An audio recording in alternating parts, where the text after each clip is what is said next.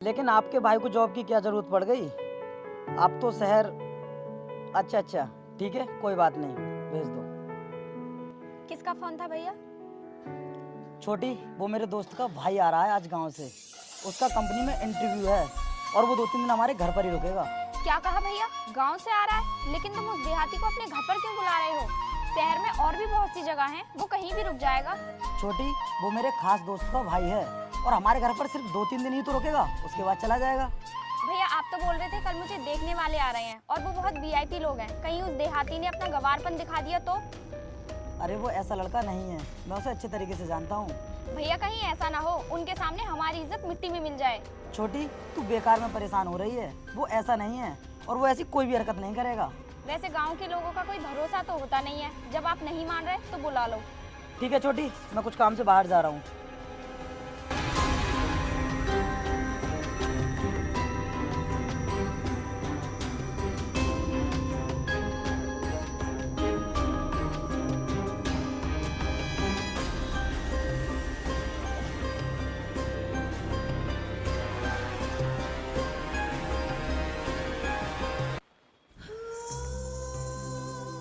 अरे यहाँ पर तो कोई दिखाई भी नहीं दे रहा है। किससे एड्रेस पूछूं ये? अरे हाँ, वो मैडम बैठी हुई हैं, उनसे चलकर ही पूछ लेता हूँ।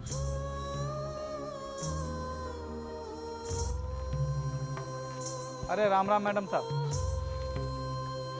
अरे मैडम साहब, हमको ना इस एड्रेस के बारे में पता करना था आपसे। लाओ दिखाओ मुझे।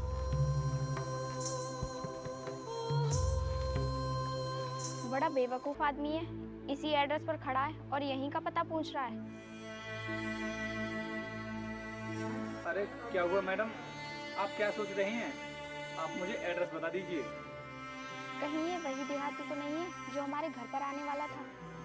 अरे क्या हुआ मैडम, कुछ तो बताओ। सुनो, ये यहाँ का एड्रेस नहीं है, ये शहर के बाहर का एड्रेस है। जाओ यहाँ से।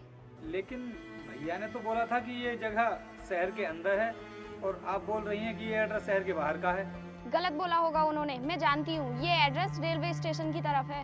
ठीक है, धन्यवाद मैडम। लाइए। चलो ठीक है, इस देहाती से पीछा तो छूटा।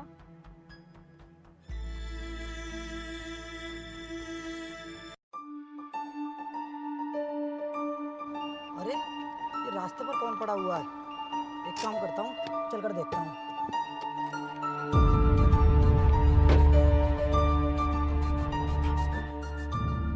अरे उठो भाई, क्या हुआ तुम्हें? गाड़ी की चाबी इधर दे और तेरे पास जो फोन है वो उधर दे। जितने भी पैसे हैं ना तेरे पास, जल्दी निकालो ना। लेकिन भाई कौन हो तुम? मैं तो तुम्हारी मदद करने के लिए आया था और तुमने मुझ पर ही गन तान दी। सुबह से इतना टाइम हो गया लेकिन ये एड्रेस नहीं मिला है। अरे सुनो बेटा, तुमको इस एड्रेस के बारे में कुछ मालूम है क्या? नहीं पता है? पढ़ते हो वैसे कुछ? अच्छा, नहीं पता है तुम्हारे लिए? चलो ठीक है, कोई बात नहीं।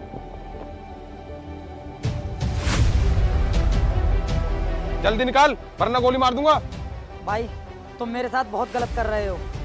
तू ऐसे नहीं मानेगा, अब तुझमें गोली मारनी ही पड़ेगी। अरे भाई, ये क्या कर रहे हो और इनमें गोली क्यों मार रहे हो? भाई तुम इसको पकड़ कर रखो, मैं अभी गाड़ी से डंडा निकाल कर लाता हूँ, फिर से बताता हूँ। ठीक है, जल्दी आओ। अरे अरे, भाग गया ये तो। पकड़ो पकड़ो। अरे भाई भाग गया। जाने दो। लेकिन भाई तुमने बहुत अच्छा किया मेरी जान बचाकर, नहीं तो पता नहीं आज ही मेरे साथ क्या करता। लेकिन भाई साहब, उसकी पिस्टल तो मेरे पास रह गई, इसका क्या करें हम लोग? मेरे भाई इसकी कोई भी टेंशन मत लो, लाओ मुझे दो, मैं इसे पुलिस के हवाले कर दूंगा। वैसे भाई मुझे ये बताओ, तुम जा कहाँ रहे थे? वो भैया, मैं ना इस एड्रेस पर जा रहा था। क्या आप मुझे बता सकते हैं? मुझे मिल नहीं रहा ये एड्रेस। अरे ये तो मेरे घर का एड्रेस है, इसका मतलब तुम मेरे दोस्त के भाई हो क्या? अरे हाँ, आपका नाम जीत है? हाँ मेरा नाम जीत है। मुझे लगता है तुम मेरे दोस्त के भाई हो ना? हाँ हाँ। अरे पता नहीं मैंने आपके एड्रेस को कहाँ कहाँ नहीं ढूंढा। चलो ठीक है, कोई बात नहीं, अब तुम मेरे साथ चलो। आइए।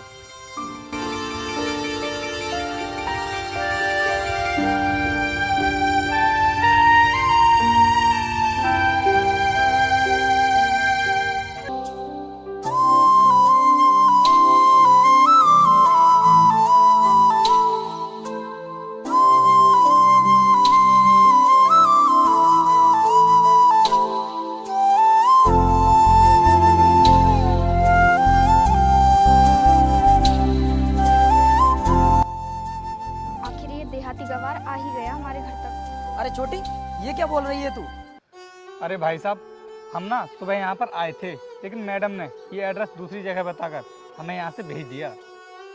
ये तूने ठीक नहीं किया इनके साथ। घर पर आए हुए मेहमान के साथ ऐसा व्यवहार करते हैं। इसकी औकात तो मैं अभी दिखाती हूँ। रामू इधर आओ। जी मैम साहब। देख इसे, ये हमारा नौकर है जो तुझसे ज्यादा पढ़ा लिखा है, और हमारे घर पे नौकर भी शहर के रहते हैं, तो अब तू खुद अंदाजा लगा ले अपनी औकात का। तू पागल हो गई है क्या, जो कुछ भी बोले जा रही है? आज इन्होंने मेरी जान बचाई है। अगर ये टाइम पर नहीं आते ना तो मैं मर गया होता, और तू इनसे उल्टा सीधा बोल रही है। हाँ हाँ बचाई होगी, मुझे इससे क्या, डफर कहीं का। इसकी बातों को बुरा नहीं मानना, क्योंकि ये गांव में नहीं रही है ना, इसलिए इसको गांव के लोग पसंद नहीं है। साहब कल मेहमान आने वाले हैं, कुछ पैसे दे दो, जरूरी सामान ले आऊँगा। ठीक है रामू, मैं भी तुम्हारे साथ चलता हूँ मार्केट के लिए। भाई एक काम करो, तुम अंदर जाकर बैठो, मैं कुछ देर बाद आता हूँ। ठीक है। चलो रामू।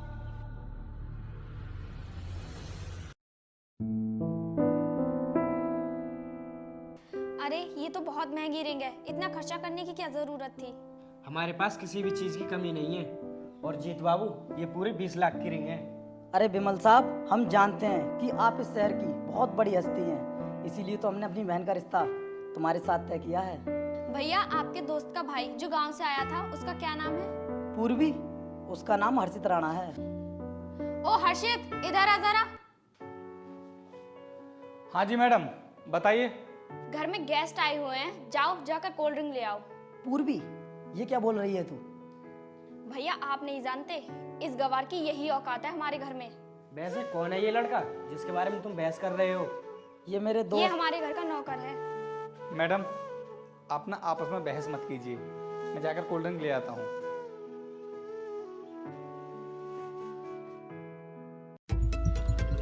अरे कहाँ मर गए सबके सब, इधर आओ।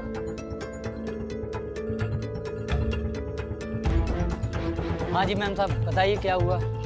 ये बताओ मेरे रूम में कौन गया था? मैम साहब मैं तो बाहर घर का काम कर रहा था, मुझे नहीं पता।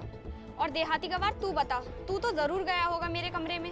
नहीं मैडम, मैं नहीं गया था आपके कमरे में, मैं तो बाहर जो गेस्ट रूम है ना, उसी में सो रहा था।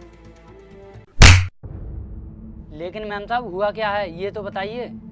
कल जो मेरे मंगेतर ने मुझे रिंग पहनाई थी, वो मेरे रूम से चोरी हो गई है, और पूरे 20 लाख रुपए की थी। ये क्या बोल रही हो मैम साहब, अगर मालिक को पता चल गया तो वो पता नहीं क्या कर बैठेंगे। भैया को तो बताना ही पड़ेगा, पूरे 20 लाख रुपए की बात है। जरूर इस देहाती का ही हाथ होगा इसमें। नहीं मैडम, मैं ऐसा काम नहीं करता हूँ।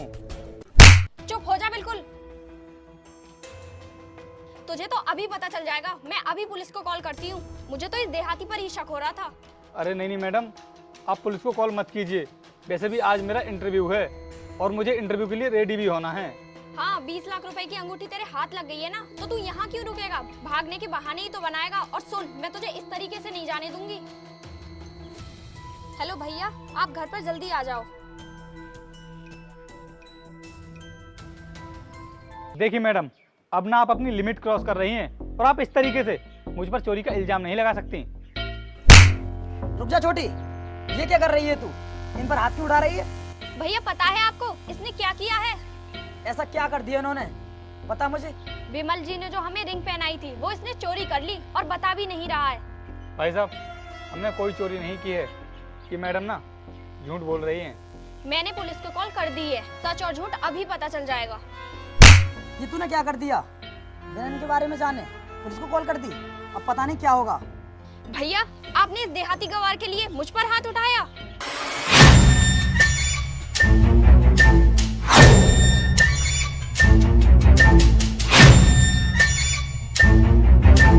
आ गए सर आप, ये है वो जिसने मेरे 20 लाख रुपए की रिंग चुराई थी।